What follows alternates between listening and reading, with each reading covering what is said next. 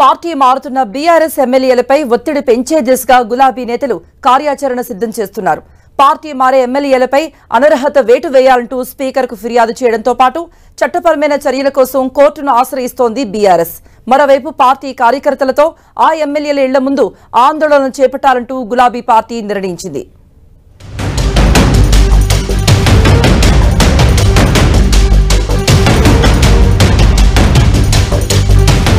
Party మారే ఎమ్మెల్యేలను target చేస్తున్న బీఆర్ఎస్ పార్టీ ఫిరాయించిన ఎమ్మెల్యేలపై అనర్హత వేటు వేయాలని డిమాండ్.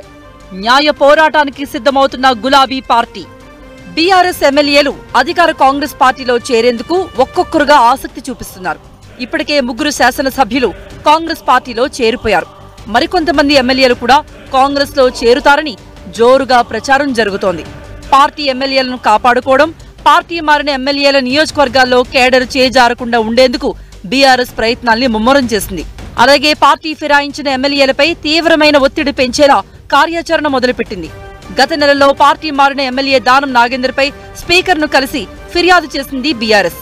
అలాగే ఎమ్మెల్యేపై అనర్హత వేటు వేయాలని హైకోర్టులోనూ పిటిషన్ వేసింది. పార్లమెంట్ ఎన్నికలు సమీపిస్తుండటంతో కాంగ్రెస్ ఆపరేషన్ ఆకర్ష్ను ప్రారంభించింది. గులాబీ పార్టీకి చెందిన శాసనసభ్యులను తమ పార్టీలో చేర్చుకునేందుకు అనుగుణంగా పావులు కదుపుతోంది. ఈ పరిస్థితిని అంచనా వేస్తున్న బీఆర్ఎస్ పార్టీ మారే ఎమ్మెల్యేలపై అనర్హత వేటు వేయాలని డిమాండ్ చేస్తోంది. దానం నాగేందర్ కాంగ్రెస్ తో చేరిక తర్వాత మాజీ ఉప ముఖ్యమంత్రి కడియం శ్రీహరి బీఆర్ఎస్ ను వీడారు.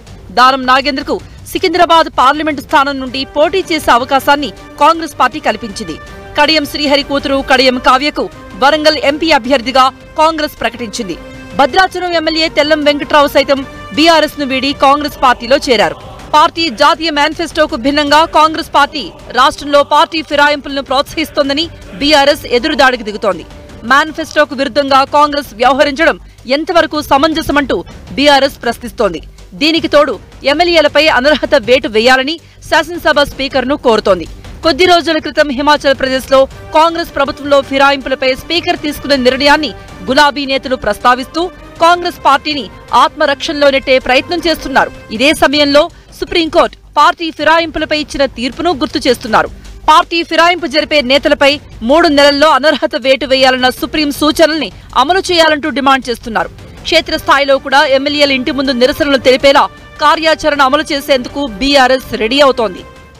ఖచ్చితంగా దానం నాగేందర్ గారితో పాటు కడియం శ్రీహరి గారు, వెంకట్రావు గారు డిస్క్వాలిఫై కాక తప్పదు.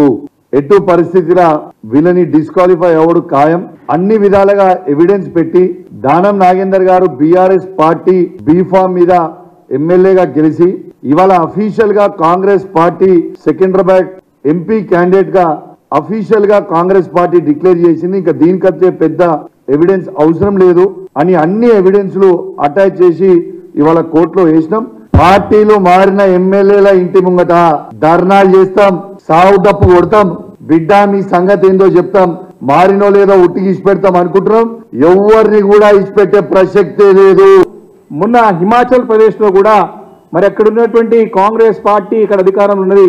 అక్కడ స్పీకర్ గారు ఎవరైతే అక్కడ సంబంధించినటువంటి కొంతమంది ఎమ్మెల్యేలు పార్టీ ఫిరాయించినారో, వారు వివరించినట్టు వారికి వచ్చిన దృష్టికి వచ్చినదో వారు ఇమీడియట్ గా వారందరిని కూడా అనర్హులుగా ప్రకటిస్తూ తీర్పునిచ్చిన సంగతి ఈ సందర్భం గుర్తు చేస్తా ఉన్నాను.